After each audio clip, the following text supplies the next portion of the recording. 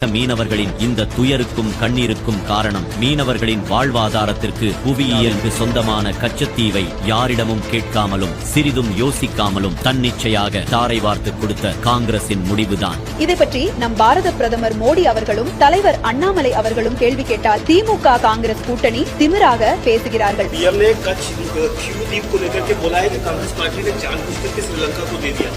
एक बात सुन लीजिए, वहाँ के उस द्वीप पे कोई रहता है क्या?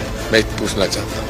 கச்சத்தீவை இலங்கைக்கு தாரை வார்த்து கொடுத்ததும் இல்லாமல் அங்கு மனிதர்களே இல்லை என்று ஆணவமாக பேசுகிறார் காங்கிரசின் மூத்த தலைவர் திக்விஜய் சிங். மறுபுறம் பிரதமர் மோடி அவர்கள் தமிழக மீனவர்கள் நலன் காக்க அயராது பாடுபட்டுக் கொண்டிருக்கிறார்.